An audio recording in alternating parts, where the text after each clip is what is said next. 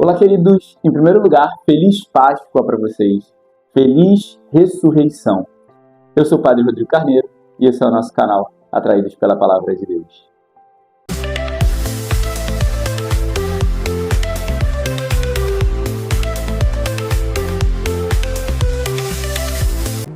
Pera aí, só um minutinho. Não passa ainda esse pedaço do vídeo. Eu queria dizer para você, se você ainda não é inscrito no nosso canal, faça a sua inscrição para você poder receber todo o nosso conteúdo. De maneira especial, ainda ativa o sininho, porque aí vai chegar a notificação sempre que a gente postar. Para você ficar assim, será que já postou? Será que... Então, você vai saber quando a gente postar. E também, depois que você terminar de assistir esse vídeo, se você gostou do conteúdo, deixa a sua curtida, porque nos ajuda muito na nossa evangelização. Deus abençoe, gratidão. Vamos então agora à nossa partilha da Palavra de Deus. Então é muito bom ter você aqui, passados esses dias da Quaresma e a Semana Santa, passados pelo período pascal, agora celebramos esse tempo da Páscoa maravilhoso. Chegou a Páscoa da ressurreição de nosso Senhor. Este é o dia que o Senhor fez para nós, alegremos-nos e nele exultemos. Esse é o tempo que Deus preparou para nós como o tempo da consumação, o tempo da concretização.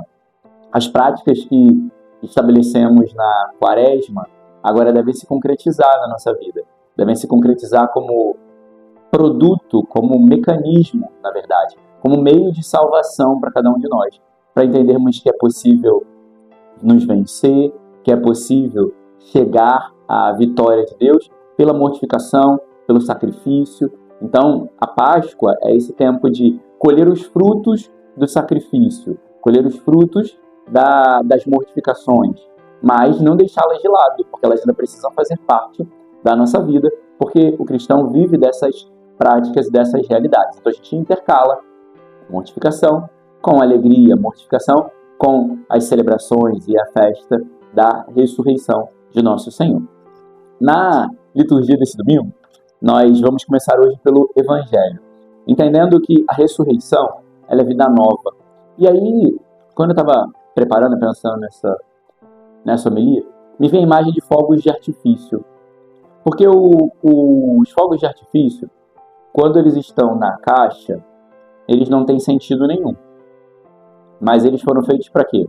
Para serem acesos, e após estarem acesos, eles vão explodir, né? Vão brilhar no céu, vão brilhar e vão subir para o céu, vão para cima. Eu ia falar subir para cima, né?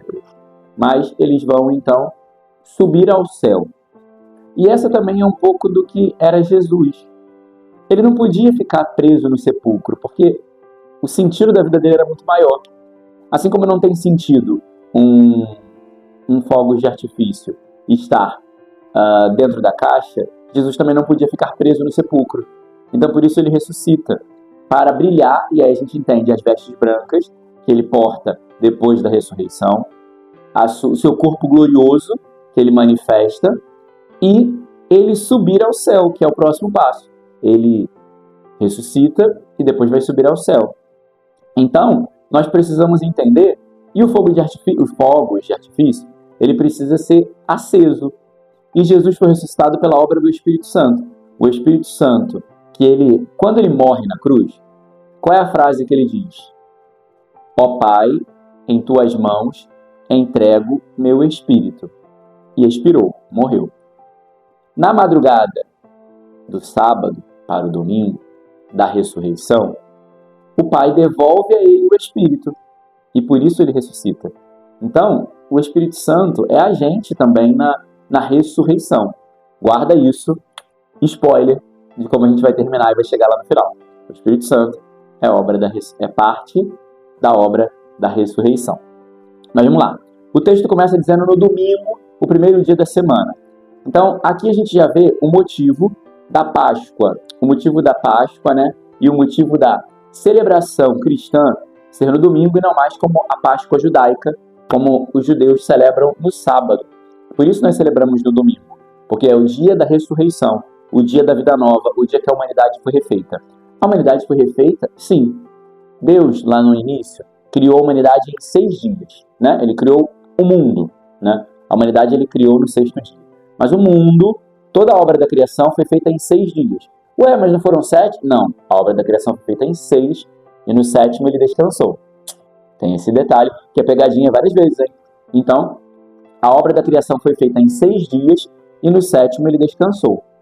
No 8º dia, que é o primeiro dia da semana, quando recomeça, então Jesus ressuscitou. Então ali é o mistério do quê? Toda a obra da criação que havia sido feita nos 7 dias se perdeu pelo pecado original. Então Deus vai recomeçar a obra com a humanidade a partir de Jesus. Então, Deus ele não faz emenda, mas ele recomeça. Ele parte de um novo ponto, que é Jesus.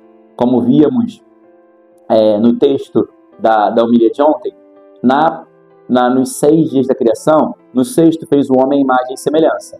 No primeiro dia da semana, no domingo, nós fomos feitos um com Cristo, porque ele assumiu a nossa humanidade e deixou o seu corpo para cada um de nós. Então olha como as coisas vão se encaixando, né? Vão fazendo sentido na nossa cabeça. Espero que esteja fazendo sentido para você.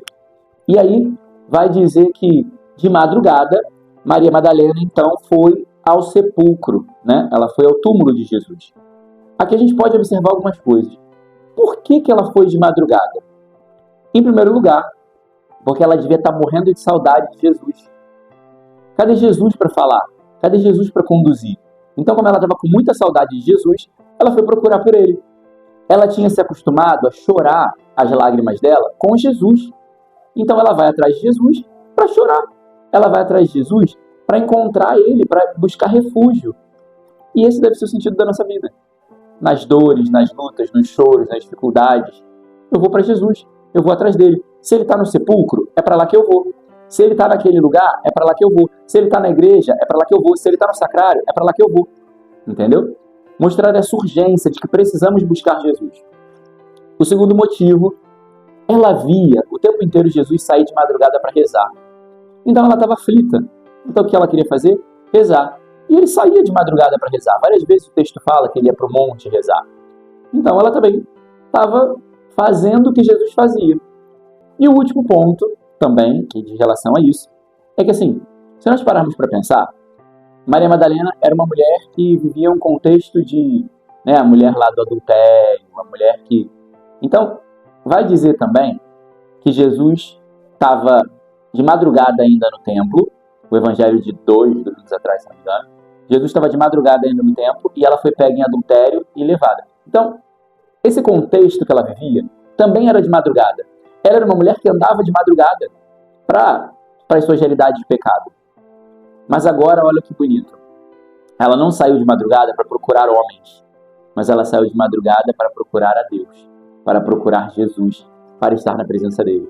Então, diante das realidades da sua vida, que podem até muitas vezes conduzir ao pecado, nós podemos transformar essas realidades e santificar elas.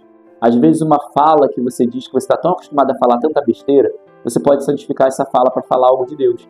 Às vezes uma situação da sua vida que é tão difícil de superar, a gente precisa começar a santificar e a transformar em Deus. Porque aquela mulher que saía na madrugada para procurar homens, agora ela sai de madrugada para procurar Jesus.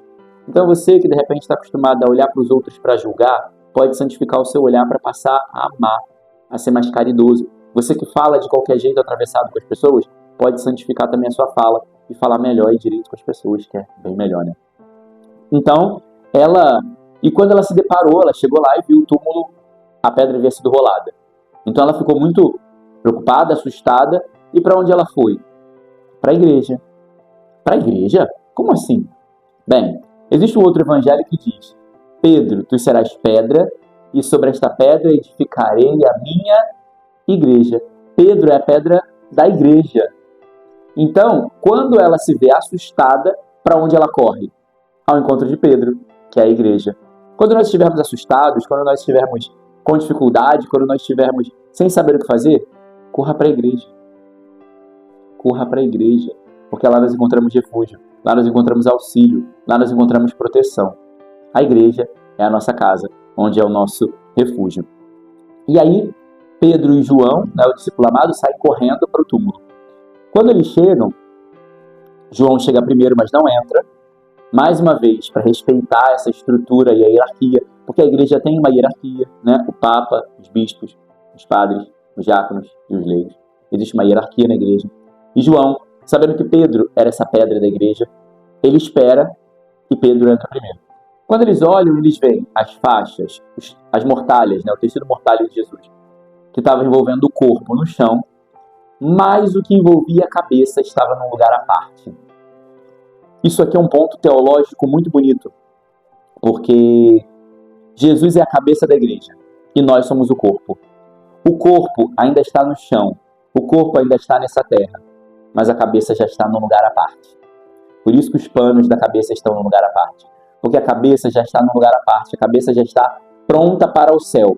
E nós ainda estamos caminhando nessa terra, nós ainda temos que nos santificar para chegarmos ao céu. Porém, o corpo acompanha a cabeça. Se minha cabeça vira para o lado, o meu corpo automaticamente vai acompanhando. Então o corpo precisa acompanhar a cabeça para o céu. É minha vida caminhar para o céu. É o meu desígnio, meu destino é caminhar para o céu. E aí, poxa, padre, mas como é que eu vou caminhar para o céu?